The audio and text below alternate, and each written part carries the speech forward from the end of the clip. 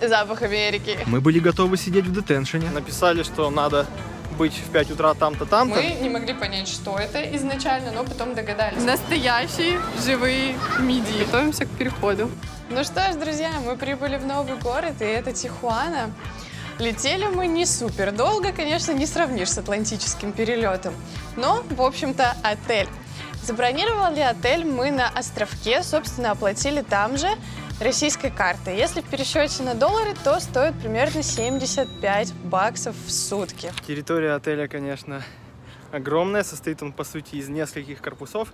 Но вот что нас немножко расстроило, так это то, что здесь нигде нету кулера, бойлера для воды, чтобы можно было себе в номере заваривать чайник. И если в Канкуне нам давали чайник под залог, 500 песо мы оставили, нам его выдали, потом мы его отдали, вернули на место рабочим, нам 500 песо вернули, то здесь ни одного варианта подобного нет, просто нет, вообще никакого. И на ресепшене тоже нет. То есть я считаю, можно было на ресепшене поставить небольшой бойлер, и чтобы можно было из номера туда с кружкой дойти, набрать себе горячей воды, унести обратно в номер, заварить чаек или БПшку. К сожалению, здесь ничего такого нет. Зато есть пальмы и отличное настроение. Сам отель рядом с границей, буквально в 15 минутах пешком. Это, конечно, поразительно. Граница, кстати, с Южной Калифорнией. Кстати, за счет этого безумно ощущается все американское. Друзья, это видно и в номере, и на улице, да буквально везде. Друзья, в Тихуане по полной ощущается влияние Америки, которая тут буквально... я не считал, сколько расстояние до границы, но туда по прямой идти, грубо говоря, 15 минут отсюда, где мы. Ну, ладно, допустим, километр, да? Чувствуется влияние Сан-Диего и Америки. Гигантские порции в заведениях. Просто, то есть мы взяли пасту фетучини с курицей, бургер. Ну, это просто одна порция вот этого на двоих. Бургер мы будем забирать, видимо, с собой. Нереально. Это огромная порция. Мне кажется, что здесь просто целая упаковка макарон. У нас в тарелке сваренная. Я не представляю, как это можно съесть. Еще и с хлебом, еще и с хлебом. Это магия.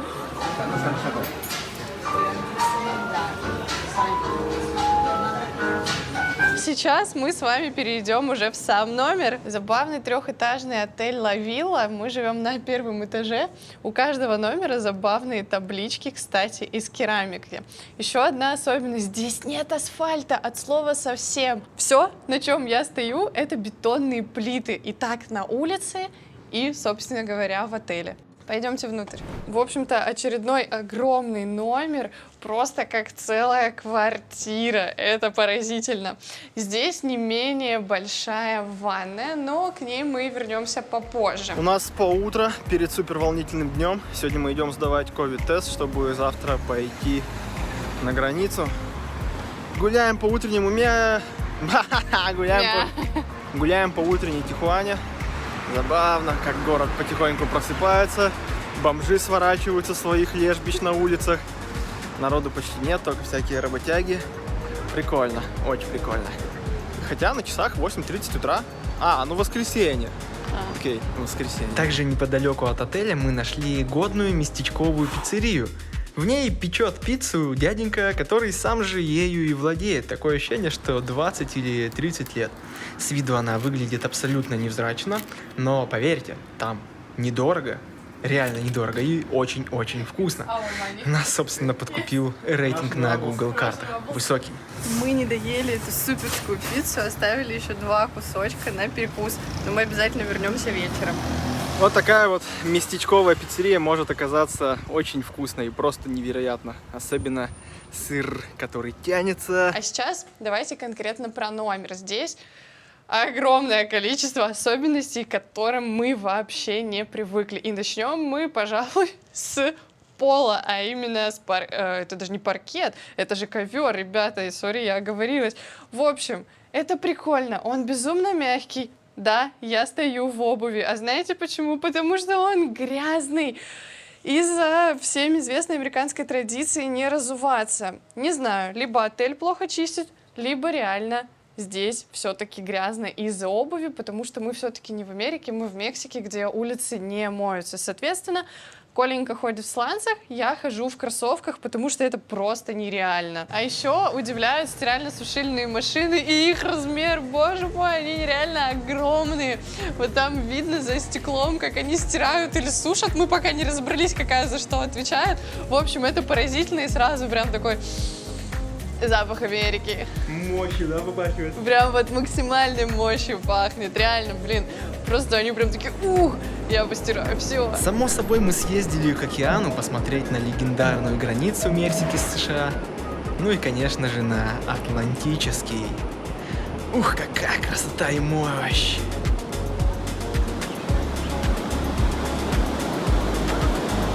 На заборе растут мидии. Просто такими вот кучами. И если уходить дальше в воду, то там они прям большие. Здесь уже дети их поободрали, либо они засохли, потому что воды нет. Но это, блин, мидии. Настоящие живые мидии. В общем-то, посмотрели границу, посмотрели, как это выглядит, сколько пограничников. Вдохновились. Готовимся к переходу. Все, да, на днях все решится. Супер поражают выключатели. Во-первых, они везде. Они у входа, они возле кровати, несколько штук в ванной. В общем, они буквально как из фильмов, ребята. Весь номер как из фильмов, где есть какие-то мотели. Это забавные выключатели, которые просто так пальчиком щелк вверх и вниз. Не знаю, как они правильно называются, но это мега удивляет. Следующая особенность — это розетки. Как и весь номер, они достаточно старенькие, и наш адаптер периодически выпадает. Я трогать не буду. Видимо, все-таки розетки должны меняться чуть-чуть почаще. Прикольная, классная мебель. Это дерево, прям реально настоящее дерево. Причем уже с таким немножко умершим лаком, потому что футболка, которая висела на спинке стула, влажная, несколько покрасилась от этого дерева. Прикольно, интересно, монолитно смотрится. Да, она старая, но будем считать, что это винтаж. Классное большое окно, я его называла как в аквариуме. Есть что-то типа форточки, которая сдвигается в бок. Обязательно москитная сетка. В Тихуане есть комары. Я сегодня одного убила.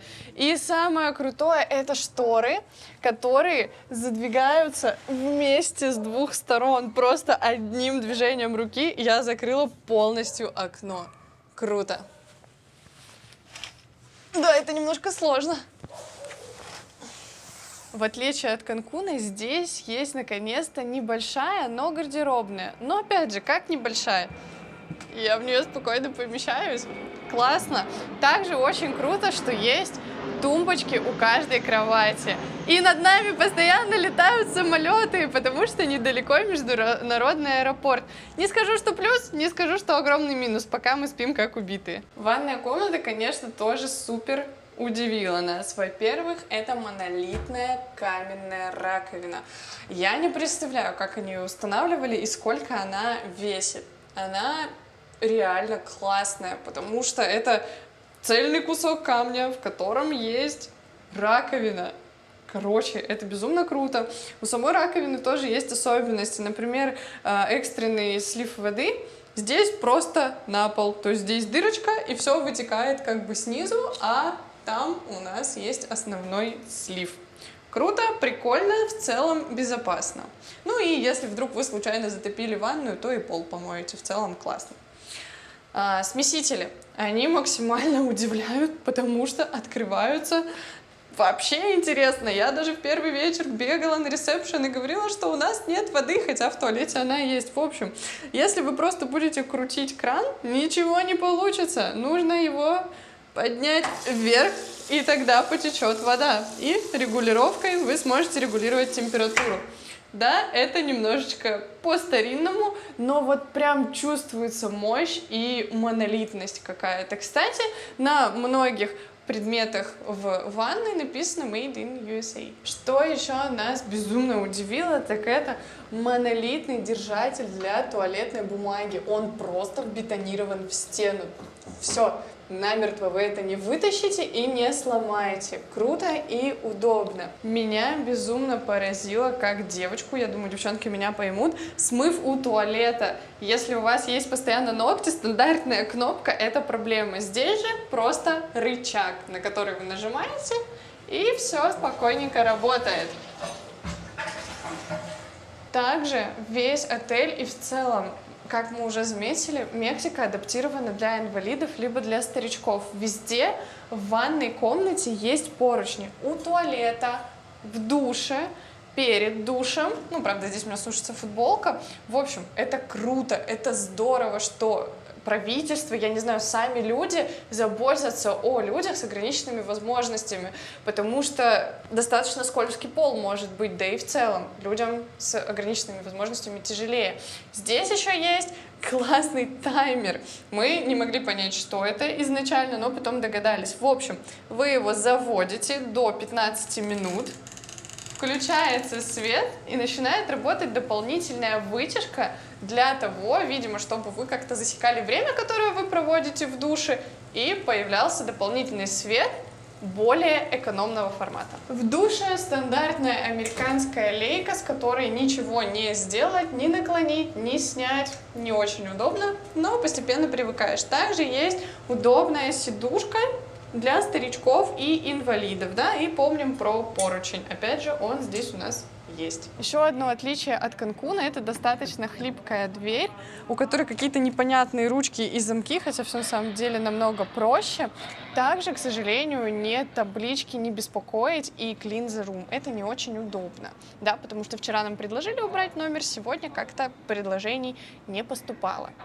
Также само здание, сам номер, видимо, из какого-то камня или бетона сделан. За счет этого в номере постоянно прохладно, мы не пользуемся кондиционером, хотя погода на улице реально такая, о которой ты мечтаешь при мыслях о переезде там, в Калифорнию или в какую-то теплую страну. В общем, достаточно жарко. То, что я сейчас в штанах, не смотрите, ребята, у меня просто сохнут шорты. Так-то здесь безумно жарко. В общем-то, про номер у нас все. Большое спасибо вам за просмотр и классного настроения. Пока-пока. Привет из Америки, ребята! Забегая вперед, скажу, что про переход за один день я расскажу в закрытом видео по ссылкам в описании под этим роликом.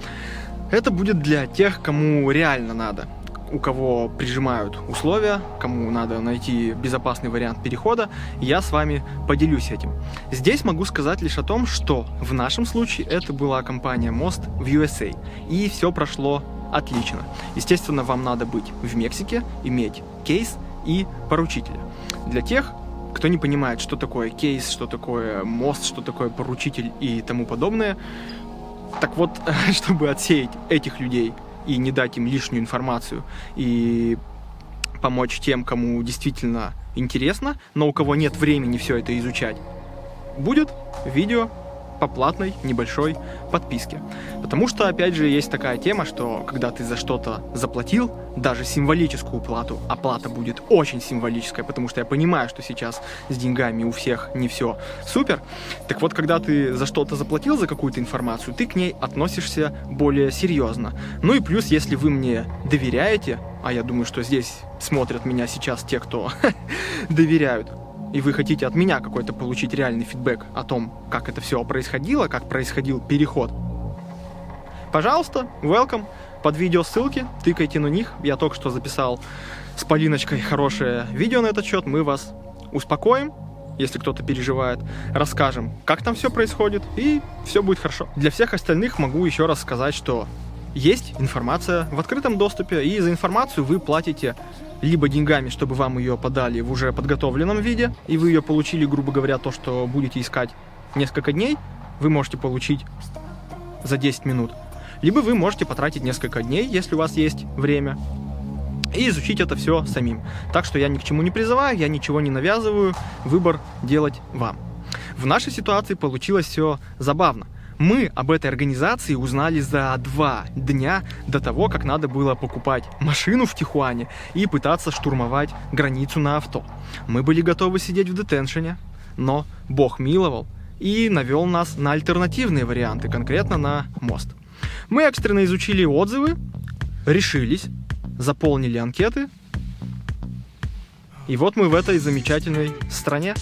На всем пути запроса ПУ и перехода границы от ребят был лишь один косяк в работе. Они поздно сказали нам об одном нюансе. 8:30 вечера написали, что надо быть в 5 утра там-то, там-то, но это ладно, с этим нет проблем. Но самое забавное, что они только сейчас сказали, что надо распечатать ковид-тесты. При том, что утром они писали, еще вчера, что надо взять с собой такие-то, такие-то документы, такие-то, такие-то документы, то-то, то-то, 5-е, 10-е. Ничего не было про распечатанные ковид-тесты. Друзья, если вы окажетесь в такой же ситуации, удачи вам 8:30 вечера в Тихуане найти, где работает копировальный центр. Мы чудом нашли, это не копия с центра, это просто интернет-кафе, грубо говоря, Game Zone, на этой улочке тусовочной, я не знаю, как она называется, пешеходно-клубная. С горем пополам нам распечатали, при том, что тоже было забавно. Я написал, что надо распечатать 2 файла A4, A4. Он что-то сказал, типа, no. А мы такие, смотрим, у него 4 принтера. Я такой, в смысле no? Полина тоже говорит, please, у тебя 4 printers. Я ему дал напечатать текст. Он напечатал, что у него нет А4, у него какой-то другой формат. Мы такие, окей, очень похож на А4, но какой-то чуть-чуть меньше бумажки. Ну, в общем, распечатали с горем пополам, влезло. Нормально. Ну и испытания нам дали, ребятки.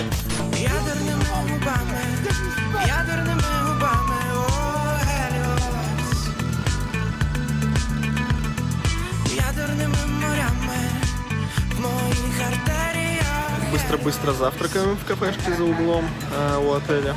Вызываем Uber и едем на точку сбора.